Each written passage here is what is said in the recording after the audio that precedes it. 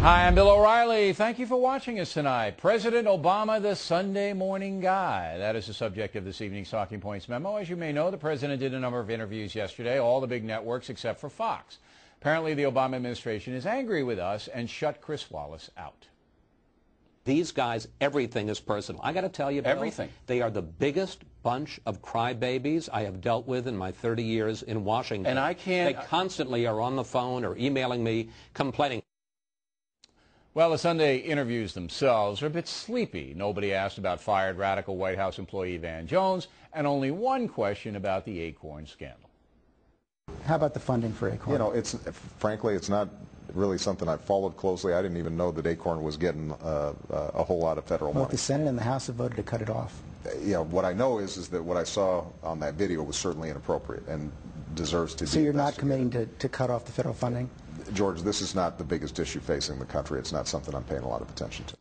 Well, the president should be paying attention because political corruption is involved, and that corruption involves taxpayer dollars. While it's true that Acorn is not Afghanistan or health care, it is a situation that should be investigated by the Justice Department. And Mr. Obama should order that right now. It's what leaders do. As far as health care is concerned, the president sees it this way. I think what I'm proposing is a very modest attempt to make sure that hard-working families out there are going to have the security of health insurance that they can count on. This isn't a radical plan. This isn't grafting a single-payer model onto the United States. It's simply trying to deal with what everybody acknowledges is a big problem. I think that there are some opponents who've seized on this and tried to use this as a proxy for saying that somehow we are vastly expanding government and taking over every sector of the economy. That's what a lot of this debate is about. I think they're wrong. The key issue, Mr. President, is the massive expense of Obamacare. The president believes the country can pay for health care reform by cracking down on waste and fraud in the present system. No, who else believes that? Who? And the Congressional Budget Office is issuing dire financial warnings about Obamacare. Now, the interviewers should have zeroed in on that. It's very simple. But, of course, they did not. Also, the president said forcing all Americans to buy health insurance and making them pay a penalty if they don't is not a tax, as some believe. Well, he's right on that. It's not a tax. It's a fine. And I think it might be unconstitutional. The president also said this about health care. I don't think that illegal immigrants should be covered under this health care plan. There should be a verification mechanism in place. We do that for a whole range of existing social programs. I think that's a pretty straightforward principle that will be met. Oh, the left isn't going to like that, but I like President Obama when he speaks clearly and simply, with no wiggle room.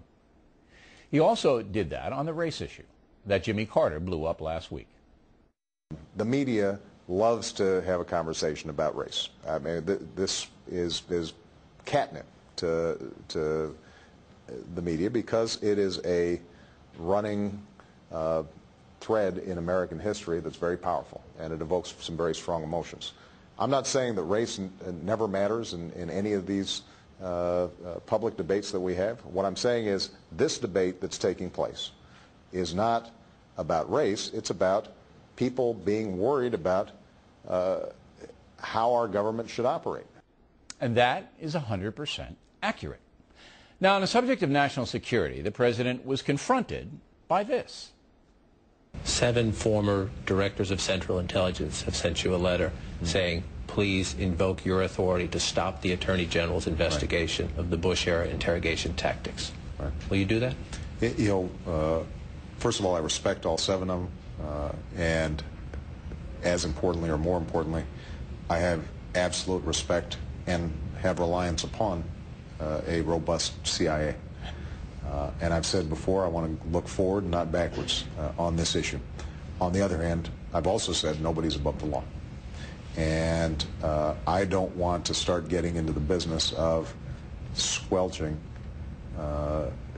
investigations that are being conducted.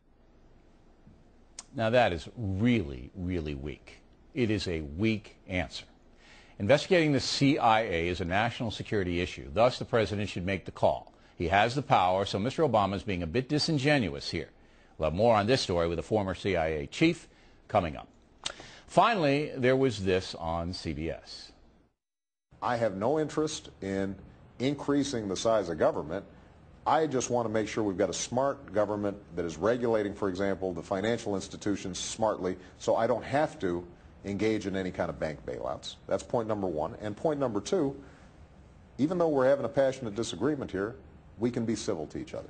And we can try to express ourselves acknowledging that we're all patriots, we're all Americans, and not assume the absolute worst in people's motives. And I have to, one last point I got to make, Bob, and that is I do think part of what's different today is that the 24-hour news cycle and cable television and blogs and all this, they focus on the most extreme elements on both sides. They can't get enough of conflict. It's catnip to the media right now. And so the easiest way to get 15 minutes of fame is to be rude to somebody. Now, there is truth in that. But sometimes seeking the truth demands rudeness, forceful dialogue. However, the president is correct. Ideological meanness sells. You can make money doing that, and you see it all the time on TV, the radio, and the net. All in all, the president's Sunday morning adventure allowed him to get his points across with minimal confrontation.